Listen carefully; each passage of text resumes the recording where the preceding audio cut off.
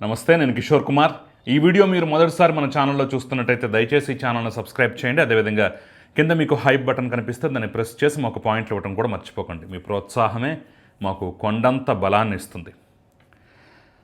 ఈరోజు ఒక ముఖ్యమైనటువంటి అంశం గురించి నేను ప్రస్తావించేటటువంటి ప్రయత్నం అయితే చేయబోతున్నాను. అదేంటయ్యా అంటే, ఇదిగో ఈ ప్రకటన ఒక్కసారి మీరు చూడండి. చూసారా?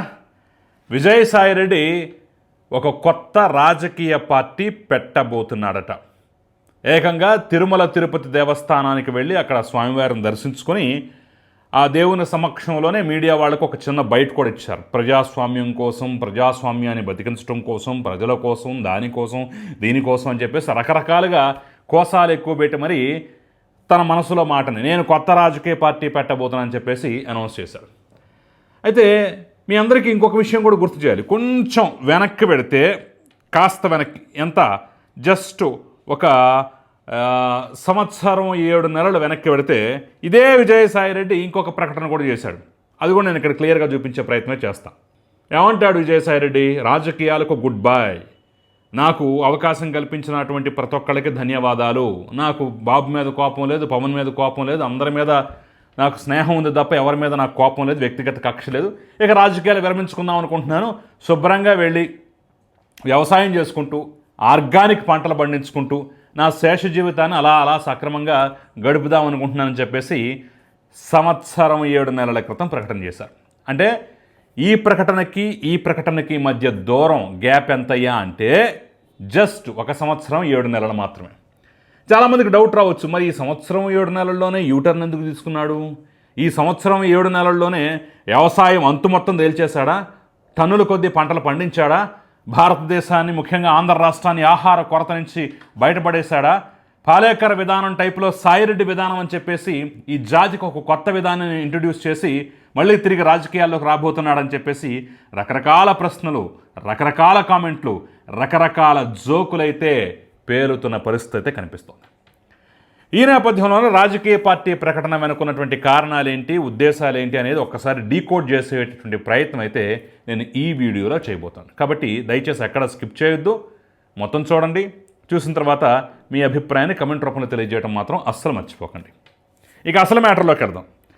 సాయిరెడ్డి ప్రకటన చూడగానే నాకు మొట్టమొదట కలిగినటువంటి భావన ఏంటయ్యా అంటే, ఇదిగో ఈ పద్యం టక్కని నాకు గుర్తుకొచ్చింది. సుమతీ శతకం అన్నమాట. ఒకసారి మీరు కూడా చూడండి. ఎప్పటికెయ్యది ప్రస్తుతం అప్పటికా మాటలాడి అన్యుల మనముల్ నొప్పించక తానొవ్వక తప్పించుకు తిరుగువాడు ధన్యుడు సుమతి. అంటే ఏ సమయంలో ఏ మాట మాట్లాడితే సరిపోతుందో ఆలోచించి దానికి తగ్గట్టుగా ఇతరులను బాధించకుండా సమయోచితంతో మాట్లాడి వ్యవహారములను పరిష్కరించువాడే వివేకవంతుడు అని చెప్పేసి సుమతీ శతకంలో ఆ రోజుల్లోనే చెప్పారు, ఆనాటి కాలంలోనే చెప్పారు. సరే, విజయసాయిరెడ్డి వివేకవంతుడా కాదనే అంశాన్ని కాసేపు పక్కన పెట్టినట్టయితే, ఎప్పుడు ఏ మాట్లాడాలి, ఎప్పుడు ఏ పని చేయాలి, ఎప్పుడు ఏ ప్రకటన ఇవ్వాలి అని చెప్పేసి విజయసాయిరెడ్డికి తెలిసినట్టుగా చాలామందికి తెలియదని చెప్పడంలో ఎలాంటి సందేహం అయితే లేదు. అప్పుడున్న పరిస్థితుల్లో ఆ రోజుల్లో ఇక తాను రాజకీయాల్లో కొనసాగటం కష్టం. ఎందుకంటే వైఎస్ఆర్ కాంగ్రెస్ పార్టీలో తన హవా 2019 ఎలక్షన్ తర్వాత నుంచి, గెలుపొందిన తర్వాత నుంచి క్రమక్రమంగా తగ్గిపోవటం, తనను కేవలం కొన్ని జిల్లాలకే పరిమితం చేయటం, ఆ తర్వాత అది కూడా కాదని ఒక పట్టణానికే పరిమితం చేయటం, అది కూడా కాదని చివరికి తాను వద్దు వద్దు వద్దు వద్దు అని 100 సార్లు మొత్తుకున్నా సరే నెల్లూరు పార్లమెంటు సీట్ ఇచ్చి ఓడింపజేసి ఇంట్లో కూర్చోబెట్టినటువంటి వైనం చూసిన తర్వాత ఇక్కడ మనకు పొసగదు, ఇక్కడ మనం ఉండలేం, ఈ ధాటికి తట్టుకోలేమని చెప్పేసి వెంటనే ఎగ్జిట్ అయిపోయేటటువంటి అవకాశం కోసం చూసుకొని సమయం సందర్భం చూసి నేను ఇక రాజకీయాలకు గుడ్ బై చెప్తున్నాను. అది కూడా ఎప్పుడు? రాజ్యసభ ఎన్నికల సందర్భంలో తాను గుడ్ బై చెప్పినట్టయితే, ఆ సీటు బీజేపీకి వచ్చేలా చేసినట్టయితే ప్రశాంతంగా ఉంటుంది. తాను బయటకు వద్దామనుకున్న కారణం నెరవేరుతుంది. వైసీపీకి తన అసంతృప్తిని తెలియజేద్దామన్న కారణం నెరవేరుతుంది. తన ద్వారా ప్రత్యక్షంగానో పరోక్షంగానో బీజేపీకి లబ్ధి చేకూరిందంటే తన మీద ఉన్నటువంటి సిబిఐ కేసులు కాస్త నెమ్మదిస్తాయి, ఏలిన వారి యొక్క దయా, కృప, కటాక్షాలు తన మీద పడతాయనేటువంటి ఉద్దేశంతో అప్పుడు ఆ డెసిషన్ తీసుకొని అలా బయటకు వచ్చాడు. కానీ విజయసాయిరెడ్డి బయటకు వచ్చినా సరే అతని మనసు మొత్తం రాజకీయాల చుట్టూనే ఉంది. అతను ట్విట్టర్ హ్యాండిల్ పరిశీలించినా, లేదంటే ఫేస్బుక్ పేజ్ పరిశీలించినా సరే ఏ ఎంపీ ఏ రాజకీయ నాయకుడి పుట్టినరోజు జరిగినా ఎవరు చచ్చిపోయినా సరే వెంటనే ఒక పోస్టు ఒక ట్వీటే ప్రత్యక్షం అవుతుంది. అదేంటి రాజకీయాలు గుడ్ బై అన్నాడు కదా, వ్యవసాయం అన్నాడు కదా, వ్యవసాయంలో కొత్త కొత్త వంగడాలేంటి, కొత్త కొత్త పనితీరులేంటి, ఏ రకంగా చేస్తే లాభసాటిగా ఉంటుంది, ఇది కదా సహజంగా చెప్పాల్సింది, ఇది కదా సహజంగా మాట్లాడాల్సింది. ఇవన్నీ వదిలేసి మళ్ళీ రాజకీయాల నేతల యొక్క ట్వీట్లు, రాజకీయ నేతలకు పుట్టినరోజు శుభాకాంక్షలు, రాజకీయ నేతలకు వర్ధంతులకు నివాళులు అర్పించడం, జయంతులకి శుభాకాంక్షలు తెలియజేయడం, నివాళులు అర్పించడం, ఇవన్నీ ఎందుకు అని చెప్పేసి చాలామందికి అప్పుడే డౌట్ వచ్చింది. ఆ నేపథ్యంలో కొన్ని కామెంట్లు కూడా వచ్చాయి. ఇదంతా ఒత్త డ్రామానే, వైసీపీలో ఉండలేక బయట ఏ పార్టీ తనను ఆదరించదు కాబట్టి, వెల్కమ్ చేయదు కాబట్టి ఈ డ్రామా ఆడాడు. అట్ ద సేమ్ టైం బీజేపీకి దగ్గర అవటం కోసం ప్రయత్నాలు చేస్తున్నాడు. అందుకనే మధ్య మధ్యలో హిందుత్వవాదం తీసుకొచ్చేవాడు. అవసరం ఉన్నా లేకపోయినా హిందుత్వవాదాన్ని, మన హిందువులకి ఏదో జరిగిపోతుంది, హిందువులు సంఘటితం అవ్వాలి, హిందువులు అదవ్వాలి, హిందువులు ఇదవ్వాలని చెప్పేసి మధ్య మధ్యలో అసందర్భంగా కొన్ని ప్రేలాపనలు కూడా పేలుతూనే ఉండేవాడు. అంటే దీని మొత్తం సారాంశం ఏంటయ్యా అంటే, తాను రాజకీయాలకు తప్పనిసరి పరిస్థితుల్లో దూరం అయ్యాడు తప్ప తన మనసంతా ఇక్కడే ఉంది. అలా అని వైసీపీలో ఉండలేడు, అలా అని జగన్ సమక్షంలో బతకలేడు. కాబట్టే ఈ నిర్ణయం తీసుకున్నాడు.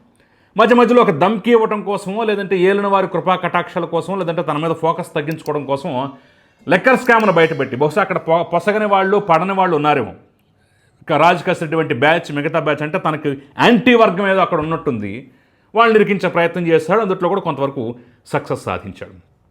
ఈ నేపథ్యంలోనే ఇక మనసు మొత్తం రాజకీయాల వైపు పీకుతున్నప్పుడు, ఢిల్లీలో చక్రం తిప్పాలి, ఒకప్పుడు విజయసాయిరెడ్డి అంటే ఎవరు, ఆ ప్రభ ఏది, ఆ వెలుగేది అని చెప్పేసి మళ్ళీ ఎక్కడో మనసులో పీకి పీకి పీకి ఏదో రకంగా వీలు చూసుకొని రాజకీయాల్లోకి వచ్చేటటువంటి మళ్ళీ తిరిగి రీఎంట్రీ ఇచ్చే ప్రయత్నం అయితే విజయసాయిరెడ్డి గత కొన్నాళ్లుగా చేస్తున్నాడు.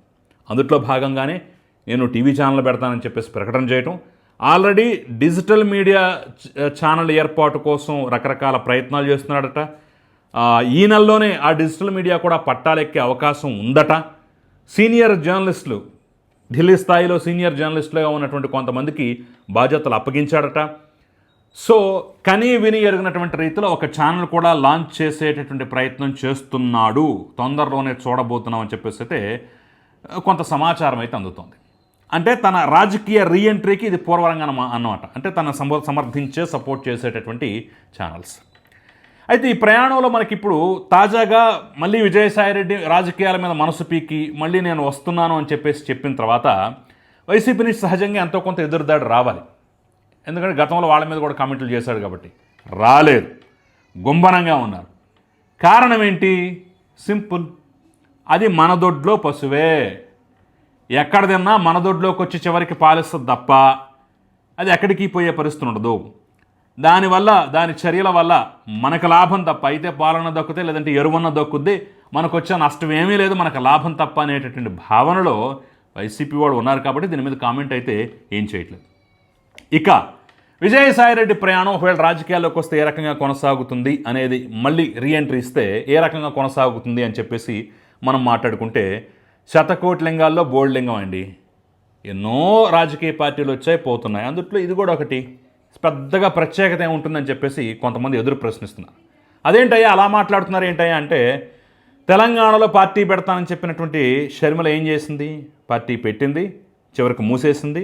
అసలు అక్కడ దుకాణమే ఎత్తేసి ఆంధ్రాకి వచ్చి సెటిల్ అయిపోయింది. ఏం జరిగింది? సాయిరెడ్డి కన్నా షర్మిలకి అంతో కొంత చరిష్మా ఉంది కదా. సాయిరెడ్డితో పోల్చుకున్నట్టయితే సాయిరెడ్డి కన్నా ఇమేజ్ పరంగా ఎంతో ఎత్తులో ఉన్నటువంటి వ్యక్తి కదా. మరి అలాంటి షర్మిలకే దిక్కులేని పరిస్థితుల్లో సాయిరెడ్డి కొత్తగా పార్టీ పెట్టి ఏం చెయ్యాలి అని ఒక మాట. అవతల కేసీఆర్ని విభేదించి వచ్చినటువంటి కవిత పరిస్థితి ఏంటో చూస్తున్నాం కదా. కనీసం పార్టీ పేరు కూడా ఈరోజు ఒకటి రేపు ఒకటి ఎన్నికల కమిషన్ రోజుకు కొర్రీలు పెట్టి సొంత అన్నయ్య అడ్డుపడి మోకాలు అడ్డుపెట్టి ఇబ్బందులు పెడుతున్న తరుణంలో ఇప్పుడు సాయిరెడ్డి పార్టీ పెడితే ఏమవుద్ది అని చెప్పేసి ఎదురు ప్రశ్నలు అయితే వస్తున్నాయి. కొన్నాళ్ల క్రితం జమీన్ రైతు అనే పత్రిక ఒక ఆర్టికల్ రాసింది. తాను నెల్లూరు ఎంపీగా పోటీ చేసే సమయంలో పార్టీ నుంచి కూడా తనకు ఆర్థికంగా అంత స్థాయిలో అండదండలు అందలేదు. అవతల పక్క విపిఆర్ చూస్తే గొప్ప ధనవంతుడు, ఆయన ధారాళంగా ఖర్చు పెట్టాడు, నేను ఆయన స్థాయికి మ్యాచ్ చేయటం కాదు కదా, కనీసం దగ్గరగా కూడా వెళ్ళలేకపోయానని చెప్పేసి బాధపడ్డాడట. మరి ఆర్థికంగా కాళ్ళు చేతులే కూడ తీసుకోలేనటువంటి పరిస్థితుల్లో ఉన్న సాయిరెడ్డి మరి ఆర్థికంగా ఎంతో భారమైనటువంటి పార్టీ పెట్టి ఎలా నడుపుతాడు?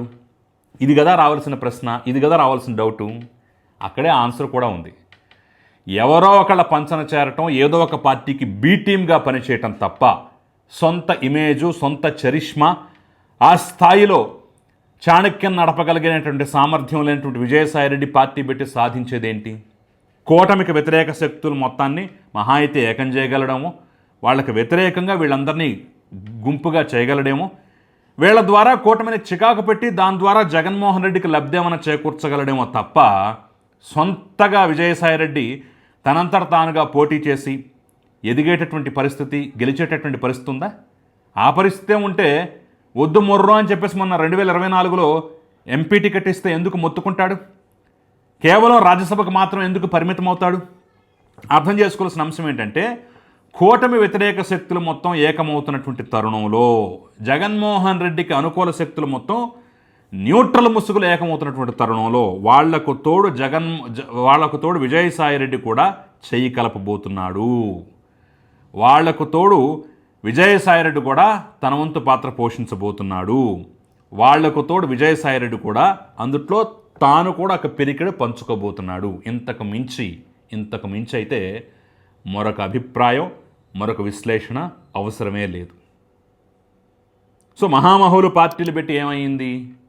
మరి విజయసాయిరెడ్డి అంటే మనకి గుర్తొచ్చేది జగన్మోహన్ రెడ్డి అక్రమాస్తుల కేసులు, వెనుకున్నటువంటి పుట్టడి కేసులు, ఢిల్లీలో మంచి లాబియింగ్ చేయగలడు, లాబీయిస్ట్గా పేరు పొందినటువంటి వ్యక్తి, విశాఖపట్నంలో తను చేసినటువంటి కార్యక్రమాలు, ఆ వ్యవహారాలు, ఆ కథా కమమిషి తప్ప రాజకీయంగా ఎంత గొప్పవాడు, అంత మంచివాడు, ఇంత ఇది చేశాడు, అంత పీకాడు, ఇంత కట్టలు కట్టాడని చెప్పేసి ఏమన్నా ఉందా? లేదు కదా. అయినా ఎందుకు పార్టీ అంటున్నాడు? కారణం ఇది. కూటమి వ్యతిరేక శక్తులు మొత్తం ఏకమవుతున్న తరుణంలో వాళ్ళందరినీ ఏకం చేసే ప్రయత్నం కానివ్వండి, లేదా అందుట్లో తాను కూడా భాగస్వామ్యం పంచుకొని తన వ్యవహారాల ద్వారా ఇంకా వీళ్ళని చికాకు పెట్టి రేపటి రోజున వీళ్ళ నుంచి అధికారం పగ్గాల నుంచి దించి జగన్మోహన్ రెడ్డికి అధికారాన్ని చేరువ చేసేటటువంటి ప్రయత్నం. ఒక రకంగా జగన్మోహన్ రెడ్డికి బీటీం లాంటి పాత్రే తప్ప సొంతగా తానేదో గొప్ప రాజకీయవేత్తన అయిపోవాలనేటటువంటి ఇదైతే ఎక్కడా కనిపించట్లేదు. ఇది అసలు కథ, అసలు ఉద్దేశం ఏంటంటే వీళ్ళని తగ్గించి వీళ్ళని దించి జగన్మోహన్ రెడ్డిని ఎక్కించేటటువంటి ప్రయత్నంలో ఇండైరెక్ట్గా తను పోషించాల్సిన పాత్ర కోసం మాత్రమే ఈ యొక్క ప్రకటనలు, ఈ యొక్క పార్టీలు, ఈ యొక్క రాజకీయాలు, ఈ యొక్క రాజకీయ వ్యవహారాలు, ఈ కలయికలు, చేతులు కలపడాలు తప్ప మరో అంశం, మరొక మాటకి తావైతే లేదు. ఇవన్నీ ఈ పక్షులు మొత్తం చివరికి ఆ గూటికి చేరాల్సిందే, ఇండైరెక్ట్గానో డైరెక్ట్గానో అటు సపోర్ట్ చేయాల్సిందే తప్ప మరో అంశం అయితే ఇక్కడ కనిపించట్లేదు. మరి ఈ నేపథ్యంలోనే విజయసాయిరెడ్డి పెట్టబోయేటటువంటి ఈ యొక్క పార్టీ, ఆయన ఏదో మీడియా కూడా తీసుకొస్తున్నాడంటే మరి ఆ మీడియా ఛానల్స్ ఎంతవరకు సక్సెస్ అవుతాయి? ఆ మీడియా ఛానల్స్కి అయితే ఒక ఆర్టికల్ ఏదో చదివాను, ప్రేక్షకుల యొక్క మనస్తత్వం ఏ విధంగా ఉంటుంది, వాళ్ళు దేని చూడటానికి ఇష్టపడుతున్నారనేటటువంటి అంశాన్ని కూడా ఆర్టిఫిషియల్ ఇంటెలిజెన్స్ ద్వారా ఆ అల్గారిథాన్ని స్టడీ చేయగలిగేటటువంటి వ్యవస్థలను కూడా, దానికి సంబంధించిన యాప్సో లేదంటే ఏదో ఉంటాయి కదా, వాటిని కూడా అవసరమైతే ఎంత ఖర్చు అయినా సరే కొని వాటి ద్వారా డేటా విశ్లేషణలు చేసేటటువంటి ప్రయత్నాలు కూడా చేస్తున్నారట. దాని ద్వారా తన మీడియాను డిజైన్ చేసుకోబోతున్నట్టుగా అయితే కొన్ని వార్తలు అయితే వస్తున్నాయి. సో ఈ మీడియా అయినా పార్టీ అయినా మొత్తానికి వాళ్ళకి లబ్ధి చేకూర్చే ప్రయత్నమే తప్ప మరొకటైతే కాదు. ఎజెండా అయితే క్లియర్గా అర్థమైపోతుంది. మరి ఇదైతే నా అభిప్రాయం, నా విశ్లేషణ, నాకు కనిపించింది, నేను చూడగలిగింది, నాకు అర్థమైంది. మరి మీరేమనుకుంటున్నారు? మీ అభిప్రాయం ఏంటి? కమెంట్ చేయండి. Thank you.